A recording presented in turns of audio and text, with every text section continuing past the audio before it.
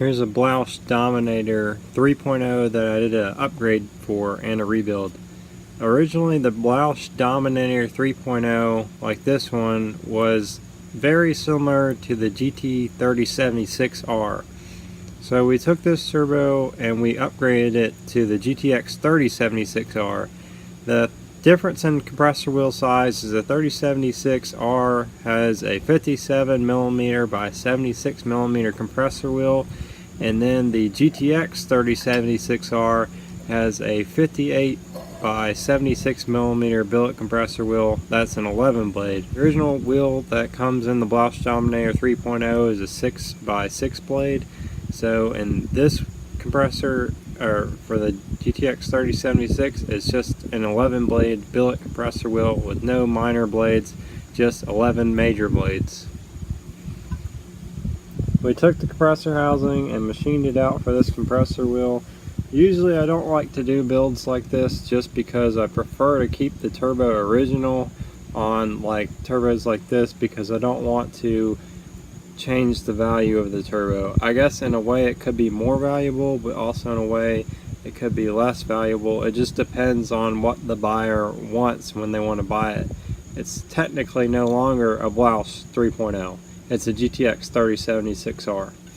For the turbine side, we kept that original. It's a 55 by 60mm GT3076 turbine. This turbo comes with, I think from Blouch they have options on the turbine housings. This one had a 10 cm turbine housing.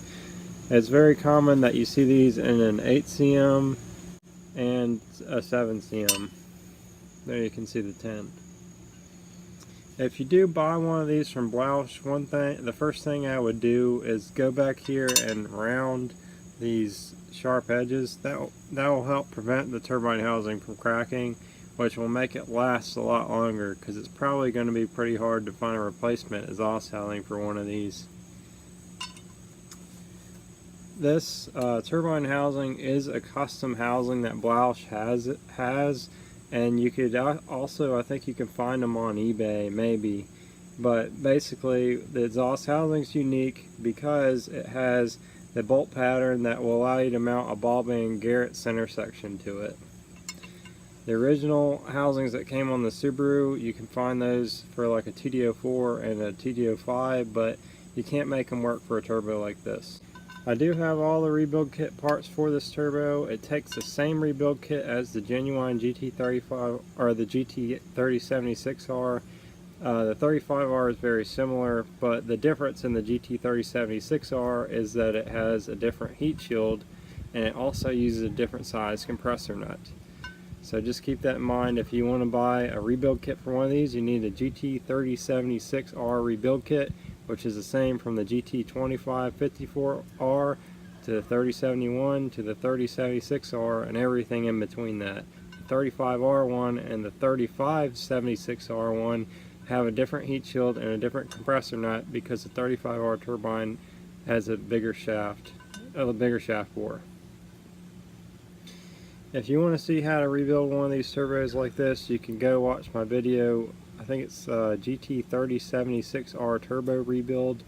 I have one on disassembling a turbo like this. It's called GT35R turbo disassembly, or how to disassemble a GT35R or something like that. And then I have a much older one. It's called GT3071R turbo rebuild, but that's not in HD, so you'd probably be better off watching the other ones. If you need parts for a turbo build like this, I'll leave a link in the description box of the rebuild kit that we use for these builds.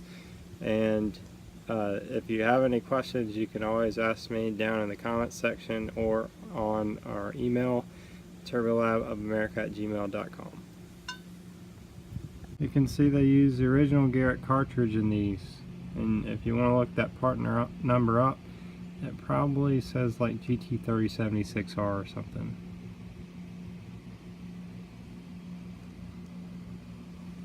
We also do have replacement bearing housings for these.